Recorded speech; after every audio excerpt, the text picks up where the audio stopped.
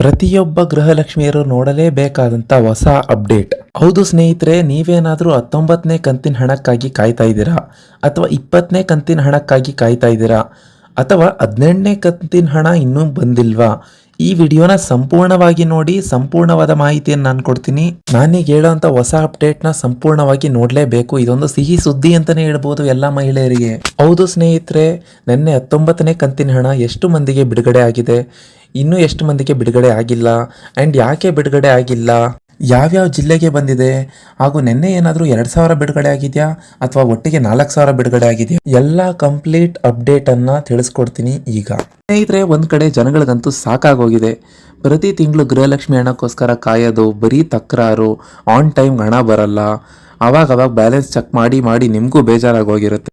ಯಾಕಂದರೆ ಪ್ರತಿನಿತ್ಯ ಹಣ ಇವತ್ತು ಬರುತ್ತೆ, ನಾಳೆ ಬರುತ್ತೆ ಅಂತ ಅಕೌಂಟ್ ಚೆಕ್ ಮಾಡ್ತಾನೆ ಇರ್ತೀರಾ, ಆದರೆ ಹಣ ಬಂದಿರಲ್ಲ. ರಾಜ್ಯ ಸರ್ಕಾರ ಹೇಳುತ್ತೆ ಹಣ ಬಿಡುಗಡೆ ಮಾಡಿದ್ದೀವಿ ಅಂತ, ಹಾಗೂ ಲಕ್ಷ್ಮಿ ಹೆಬ್ಬಾಳ್ಕರ್ ಮೇಡಮ್ ಹೇಳ್ತಾರೆ ಏಪ್ರಿಲ್ 1ನೇ ವಾರದಲ್ಲೇ ಬಂದ್ಬಿಡುತ್ತೆ ಹಣ ಅಂತ, ಆದರೆ ಇನ್ನೂ ಬಂದಿಲ್ಲ.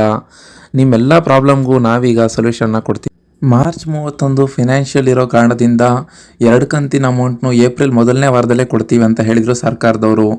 ಆ್ಯಂಡ್ ಜನಗಳಿಗೆ ಎಷ್ಟು ತಲೆನೋವಾಗಿದೆ ಅಂದರೆ, ನೀವು ಹಣ ಕೊಡೋದಾದರೆ ಕೊಡಿ ಕರೆಕ್ಟಾಗಿ, ಇಲ್ಲಾಂದರೆ ಕೊಡಲೇಬೇಡಿ ಅಂತ ಕೂಡ ಆಕ್ರೋಶ ವ್ಯಕ್ತಪಡಿಸ್ತಿದ್ದಾರೆ. ಹೌದು ಸ್ನೇಹಿತರೆ, ಎಲ್ಲ ಗೃಹಲಕ್ಷ್ಮಿಯರಿಗೂ ಈಗ ಬಂದಿರುವಂಥ ಹೊಸ ಸಿಹಿ ಸುದ್ದಿ ಏನಪ್ಪ ಅಂದರೆ ಹಾಗಾದರೆ ಬನ್ನಿ ಯಾವ ಜಿಲ್ಲೆಗೆ ಹಣ ಜಮಾ ಆಗ್ತಿದೆ ಅಂತ ತಿಳ್ಕೊಳ್ಳಿ. ಎಷ್ಟೆಷ್ಟು ಹಣ ಯಾವ ಜಿಲ್ಲೆಯಲ್ಲಿ ಬರ್ತಿದೆ, ಹಾಗೂ 2,000 ಬರ್ತಿದ್ಯಾ, 4,000 ಬರ್ತಿದ್ಯಾ ಅನ್ನೋದನ್ನ ಈಗ ತಿಳಿಸ್ಕೊಡ್ತೀನಿ. ಯಾಕಂದರೆ ಗೃಹಲಕ್ಷ್ಮಿಯಲ್ಲಿ ಬರ್ತಿರೋವಂಥ ಹಣ ನಂಬ್ಕೊಂಡು ತುಂಬ ಜನ ಲೇಡೀಸ್ ಇರ್ತಾರೆ. ಏನಕ್ಕಾದರೂ ಖರ್ಚಿಗಾಗುತ್ತೆ ಅಥವಾ ಏನಾದ್ರು ಕಮಿಟ್ಮೆಂಟ್ಸ್ ಮಾಡ್ಕೊಂಡಿರ್ತಾರೆ, ಚೀಟಿ ಕಟ್ತಿರ್ತಾರೆ.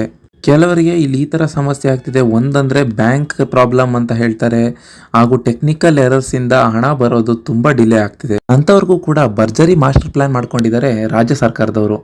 ವಿಡಿಯೋನ ಪೂರ್ತಿಯಾಗಿ ನೋಡಿ, ಕಂಪ್ಲೀಟ್ ಮಾಹಿತಿ ಗೊತ್ತಾಗುತ್ತೆ. ಸ್ಕಿಪ್ ಮಾಡ್ಕೊಂಡು ನೋಡಿದ್ರೆ ನಿಮ್ಗೇನು ಅರ್ಥ ಆಗಲ್ಲ. ಹಾಗೂ ಆದಷ್ಟು ಮಂದಿಗೆ ಈ ಮಾಹಿತಿನ ಶೇರ್ ಮಾಡೋಕ್ಕೆ ಟ್ರೈ. ಹೌದು ಸ್ನೇಹಿತರೆ, ಯಾರಿಗಾದರೂ ಗೃಹಲಕ್ಷ್ಮಿಯ 17ನೇ ಕಂತಿನ ಹಣ ಅಥವಾ 18ನೇ ಕಂತಿನ ಹಣ ಬಂದಿಲ್ಲ ಅಂದರೆ, ಈಗ ನಾನು ಏನು ಹೇಳ್ತೀನೋ ಆ ಕೆಲಸನ ಇಮಿಡಿಯೇಟಾಗಿ ಮಾಡ್ಕೋಬೇಕು. ನೀವು ಮೊದಲನೇದಾಗಿ ಗೃಹಲಕ್ಷ್ಮಿಯ ಸ್ಟೇಟಸ್ನ ಚೆಕ್ ಮಾಡಿ. ಗೃಹಲಕ್ಷ್ಮಿ ಸ್ಟೇಟಸ್ ಏನಾದರೂ ಆ್ಯಕ್ಟಿವ್ ಆಗಿದೆಯಾ ಏನು ಅಂತ ಒಂದು ಚೆಕ್ ಮಾಡ್ಕೊಳ್ಳಿ. ಇನ್ನೊಂದು, ಬ್ಯಾಂಕ್ಗಳಿಗೆ ಹೋಗಿ NPCI ಮ್ಯಾಪಿಂಗ್ ಕರೆಕ್ಟಾಗಿ ಆಗಿದೆಯಾ ಇಲ್ವಾ ಅಂತ ಒಂದು ಸಲ ಚೆಕ್. ಹಾಗೂ ತಾಲೂಕು ಪಂಚಾಯಿತಿ ಆಫೀಸ್ಗಳನ್ನು ವಿಸಿಟ್ ಮಾಡಿ. ಈ 3ರಲ್ಲಿ ಒಂದು ಕೆಲಸ ಮಾಡಿ, ನಿಮಗೆ ಹಣ ಬಂದೇ ಬರುತ್ತೆ. ಇನ್ನೊಂದು ಅಪ್ಡೇಟ್ ಏನಪ್ಪ ಅಂದರೆ, ಇದೇ ತಿಂಗಳು 20ನೇ ತಾರೀಕು ಅಂದರೆ ಏಪ್ರಿಲ್ 20, 2025ನೇ ತಾರೀಕಿನಂದು ನಿಮಗೆ 20ನೇ ಕಂತಿನ 2,000 ಅಮೌಂಟ್ ಬಿಡುಗಡೆ ಆಗುತ್ತೆ ಅಂತ ಲಕ್ಷ್ಮಿ ಹೆಬ್ಬಾಳ್ಕರ್ ಮೇಡಮ್ ಅವರು ಅಧಿಕೃತವಾಗಿ ಘೋಷಣೆ ಮಾಡಿದ್ದಾರೆ. ಇನ್ನು 19ನೇ ಕಂತಿನ ಹಣದ ಬಗ್ಗೆ ನಾವು ಮಾತಾಡಬೇಕಂದ್ರೆ, ನಿನ್ನೆ DBT ಪುಷ್ ಆಗಿರುವಂಥದ್ದು. DBT ಪುಷ್ ಅಂದರೆ ಅಮೌಂಟ್ ರಿಲೀಸ್ ಆಗಿದೆ ಅಂತ ಅರ್ಥ.